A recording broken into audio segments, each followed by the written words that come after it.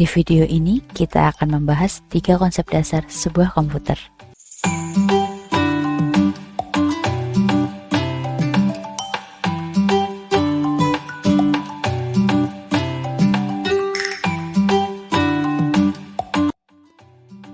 Halo engineer, kembali lagi di channel Jadi Engineer bareng aku, Dewi Apriliana.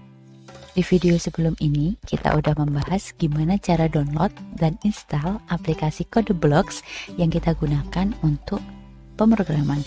Namun, alangkah lebih baiknya kita memahami tentang komputer, sebuah device yang kita gunakan untuk memprogram, dan apa saja komponen dasar yang ada di dalamnya. Komputer merupakan perangkat elektronik yang dirancang agar dapat diprogram untuk melakukan operasi aritmatika dan logika secara otomatis berdasarkan masukan dan menghasilkan keluaran.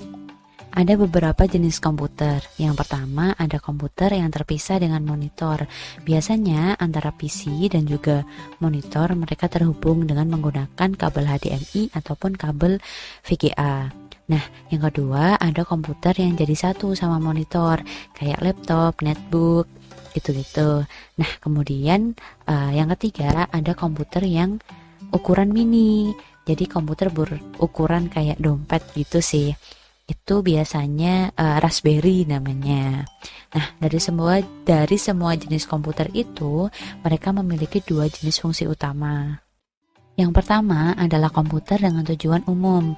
Biasanya komputer ini bersifat serbaguna dan mudah beradaptasi. Misalnya, sebuah komputer ini bisa kita gunakan untuk membuat mengetik dokumen. Jadi menghasilkan file PDF ataupun Word gitu ya. Terus komputer ini juga bisa kita gunakan untuk melakukan perhitungan, kalkulator gitu-gitu.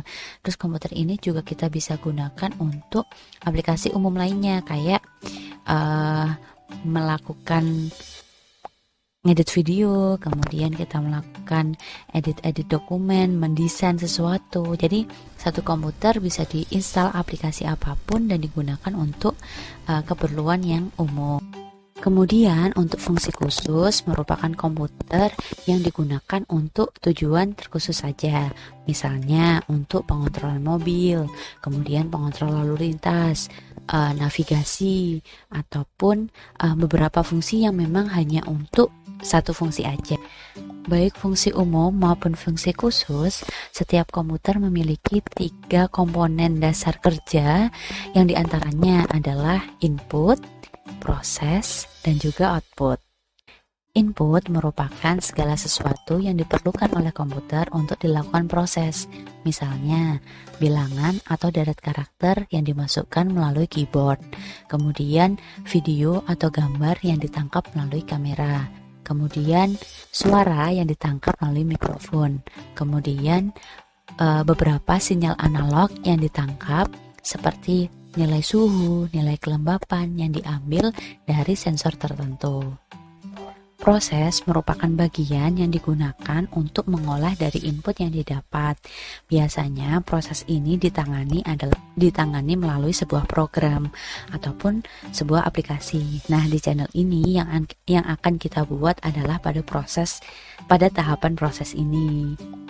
Output merupakan sesuatu hasil dari tahap proses tadi yang diwujudkan dalam bentuk ataupun visual. Misalnya, monitor menampilkan tulisan-tulisan yang telah dilakukan proses, kemudian speaker yang menghasilkan suara yang telah diproses, kemudian kertas yang mengeluarkan hasilnya melalui printer.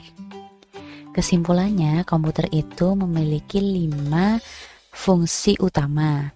Yang pertama, menerima data maupun instruksi. Yang kedua, menyimpan data dan juga instruksi. Memproses data berdasarkan instruksi, mengontrol data melalui instruksi pada komputer, kemudian mengeluarkan sebuah output yang diberikan. Nah, nomor 2 sampai nomor 3 ini merupakan tahapan sebuah proses. Jadi input, proses, dan juga output. Oke, cukup sekian video dari aku. Semoga video ini bermanfaat. Semoga kita semua bisa makin pintar bareng jadi engineer. Bye!